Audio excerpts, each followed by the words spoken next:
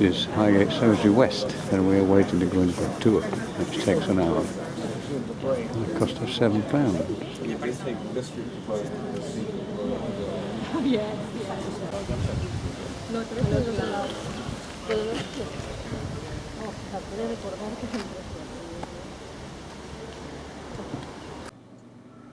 As the population of London increased dramatically during the early 19th century, the old churchyards and bits of spare ground where bodies were buried just couldn't cope. Bodies were piled in on top of one another, so they were very close to the surface, and rotting corpses absolutely stank. And so the government decided to give permission for 7 new cemeteries to be opened in the countryside around London. One of these was Highgate Cemetery. The former Lord Mayor of London and Director of the Bank of England, Lord Ashurst, had a huge mansion and large terrace gardens in Highgate, but after he died the whole place fell into disrepair, and this burial company bought 17 acres of it to create this terrace cemetery, the Highgate West Cemetery, which was opened in 1839 and commanded wonderful views over the city itself. So it was a very popular place to be buried by the rich and famous.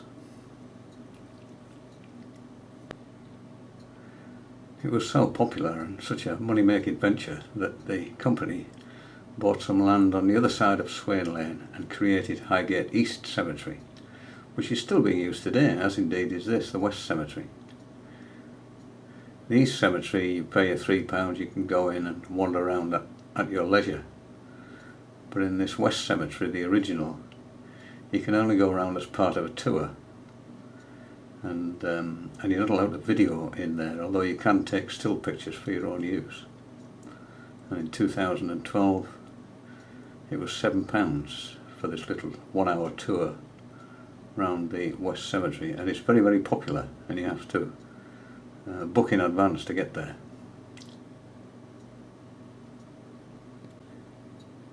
It also pays to check beforehand, because if a burial is taking place, then the cemetery is closed and you can't get in.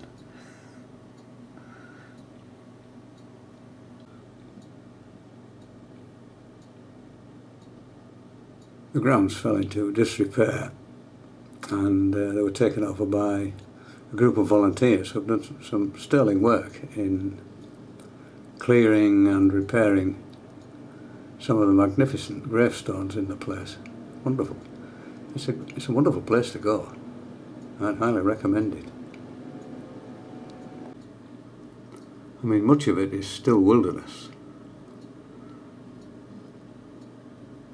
as you can see there. The most impressive vaults are in the centre of the Cemetery West. This is the Egyptian arch, which leads to the vaults in the sort of Egyptian style. Egyptology was all the rage in the middle of the 19th century, following Howard Carter's discovery of Tutankhamun's tomb in Egypt. And these are the vaults in the Egyptian style. This is leading from the Egyptian arch up to the Circle of Lebanon.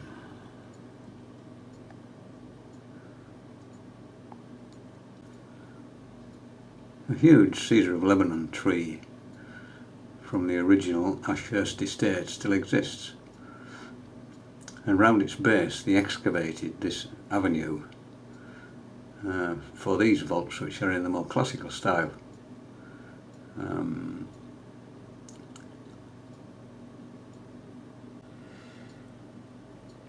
Cremation became the new fashion, and this is where the urns of ashes could be placed in this columbarium, which was quite a late addition to the West Cemetery to accommodate urns of ashes.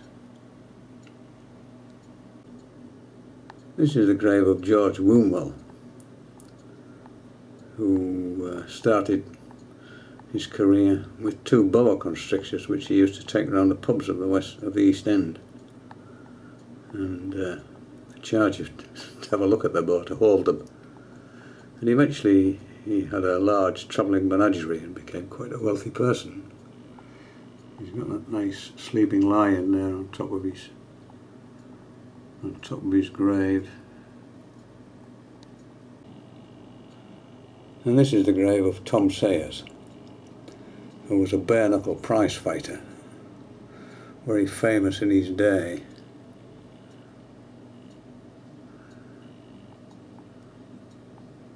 Eventually ended up fighting a huge American called Heenan, which ended up as a bit of a riot in a field near Farnborough somewhere.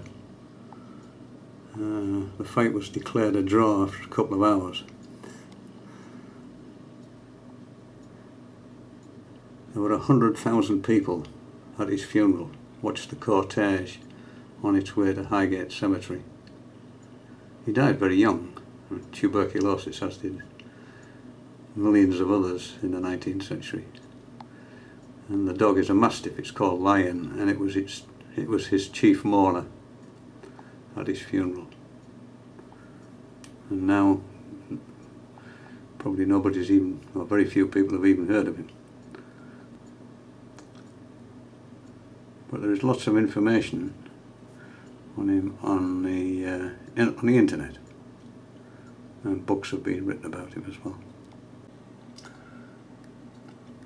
High up on the cemetery, on the terrace of the old house, which was long demolished, they built this catacomb for over 800 people. It's about 80 yards long, and you just go in and you can see little bits of it. It's quite impressive.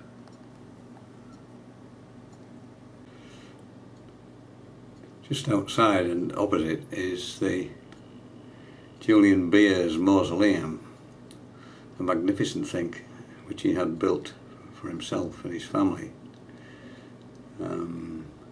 He was a self-made man, and he felt that the high Victorian society looked down on him. So he had this magnificent mausoleum built, and it's recently been renovated at great cost, probably £1 million or more. Pretty impressive. An impressive statement. The costs of buying a vault in a cemetery, bearing in mind you had to maintain it yourself even after you'd bought it, which was a considerable expense, varied from about £10 to £94 depending on how many people were buried in it. For 12 coffins it was sort of £21, and if you wanted a brick-lined grave for 6 coffins it was I think it was £19. Individual graves were £2 10 shillings, so £2.50 in new money. Some of them remained empty and unsold, and one here down there, that one, has recently been sold to seemingly a family from the East End. And one of the families seems to have recently died and been interred, and you've got this little yellow reliant robin based on the TV series Only Fools and Horses. Very much East End, London. This is a recent grave. This is Alexander Litvenyenko. He was a Russian dissident, sought refuge in England, but was poisoned by a cup of tea at an upmarket or posh London hotel, which contained polonium, and this was traced back, being a very radioactive substance, it was traced back through aircraft and luggage to Russia.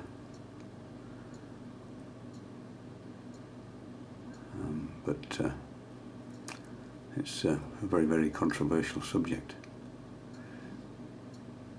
His burial was delayed apparently because his organs, which had been removed for the post-mortem, were very highly radioactive, and they had to wait for this radioactivity to subside to a level which was safe before his bits could be reunited and placed in this grave here.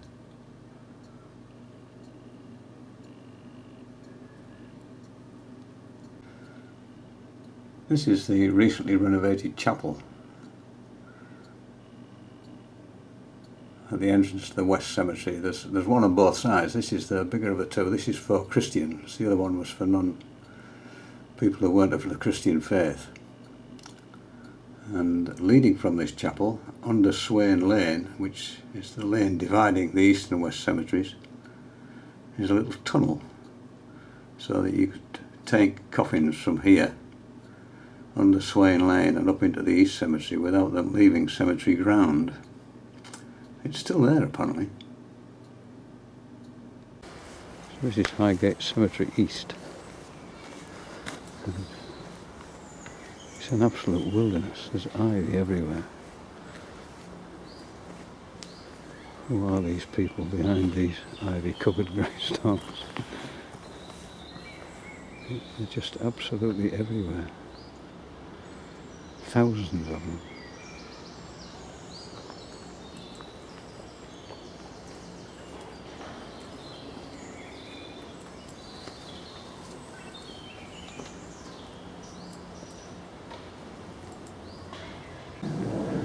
It's a very peaceful place.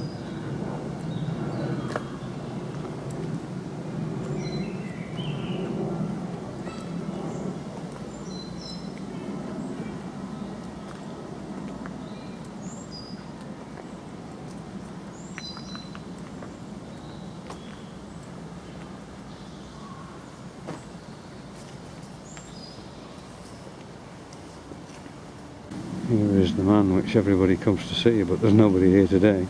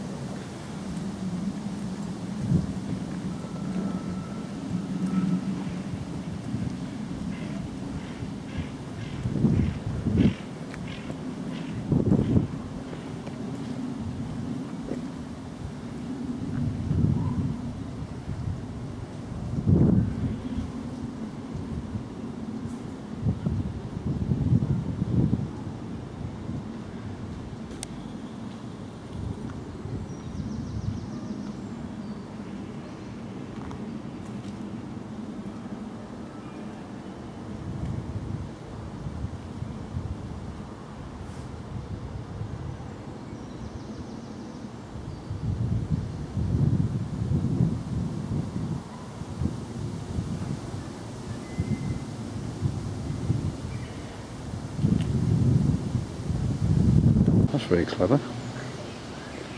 A sloping gravestone for a sloping site. Must have cost a fortune.